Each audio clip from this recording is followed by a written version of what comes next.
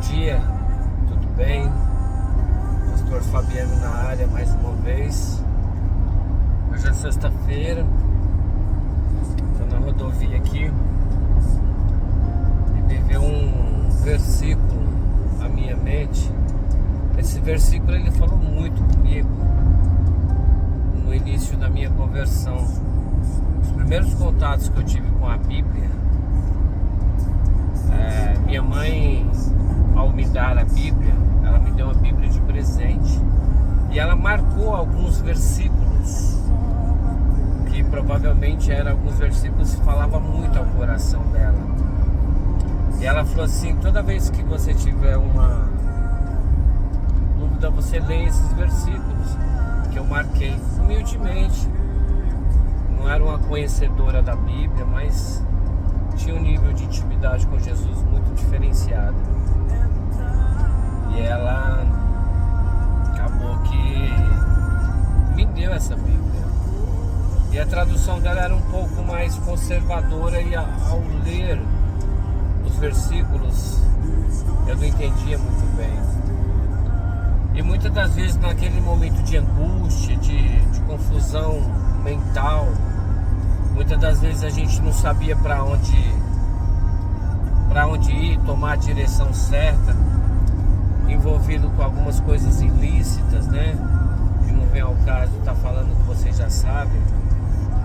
E aquilo me causava uma dúvida muito grande. E eu ficava na minha mente: como que essas pessoas lêem a Bíblia e a Bíblia fala com essas pessoas, né?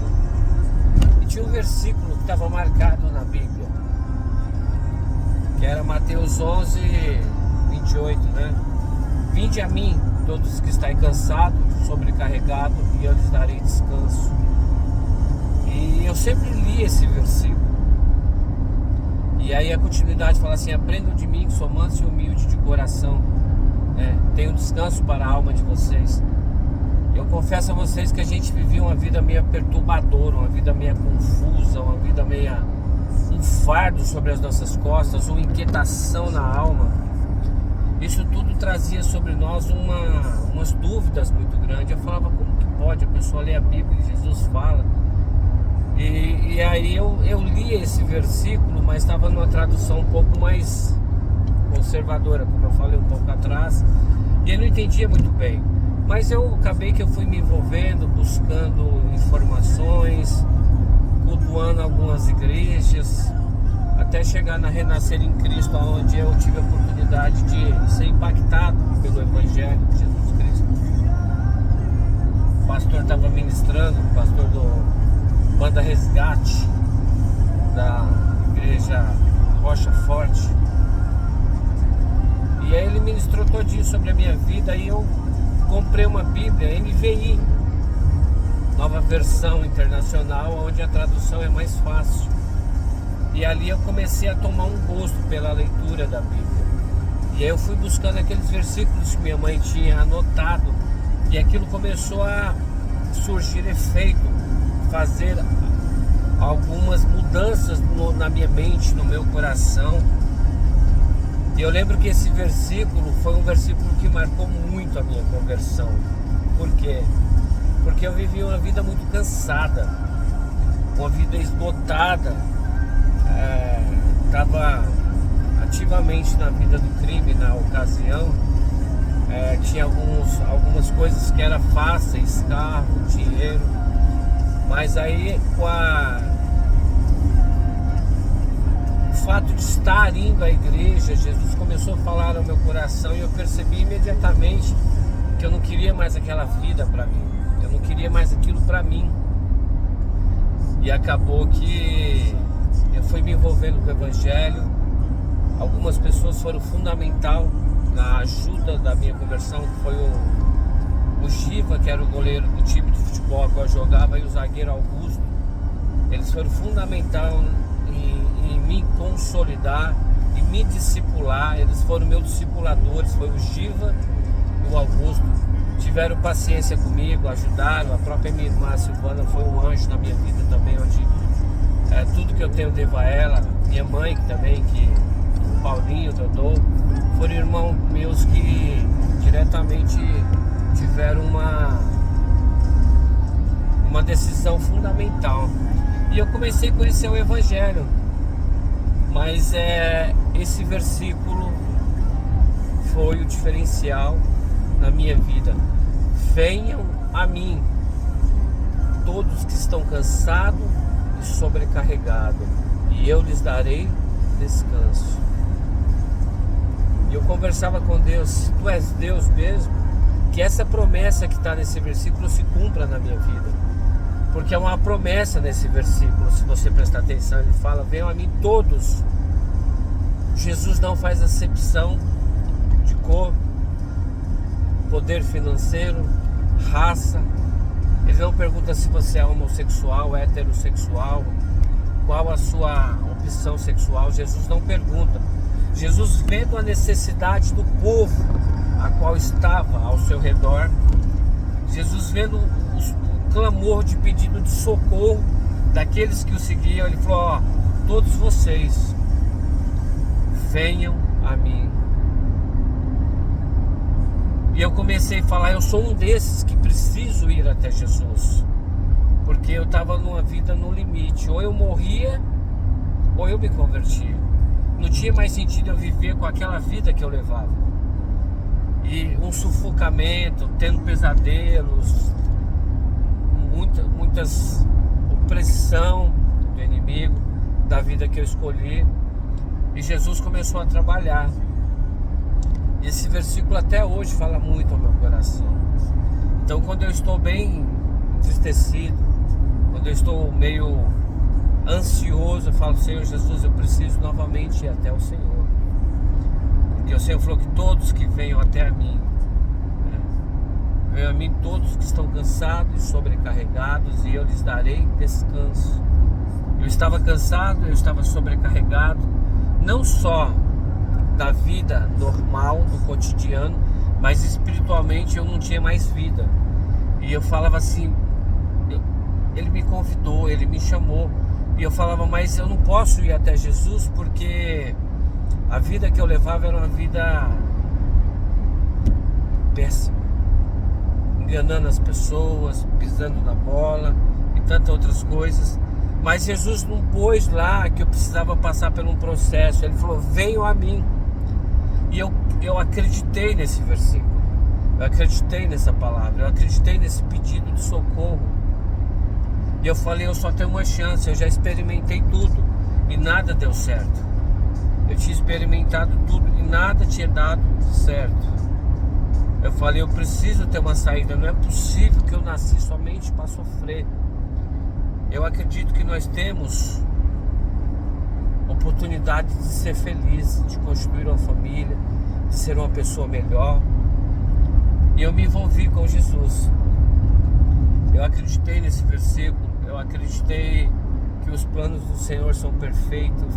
Eu acreditei que nós temos que resistir a Satanás, que ele vai fugir de nós. Eu acreditei que ao nosso derredor tem o Espírito Santo. Eu acreditei que ele habita em templos limpo. Eu acreditei que ele falou que a palavra dele é mais afiada do que uma faca de 2 gumes, que divide a alma e a medula. Eu acreditei que a mensagem da cruz é loucura para aqueles que estão morrendo, mas para nós que estamos sendo salvos é a mensagem de Deus. Então eu acreditei que tudo que eu pedir no nome dele será concedido. Eu acreditei. E a vida começou a ter uma grande mudança, uma grande transição. Então, se algo me faz bem, se algo me traz paz, me traz uma transformação, eu decidi passar isso para frente. De que forma? Aquelas pessoas que eu conheço, aquelas pessoas que estão ao meu redor, aquelas pessoas que eu vejo que está aflitas, sem pastores. A palavra dele fala que meu povo sofre por falta de conhecimento. E hoje nós temos todo o conhecimento do mundo. Nós temos rede de comunicação, rede de network. Se acontecer uma coisa no outro lado do mundo, a gente já fica sabendo em questão de segundos.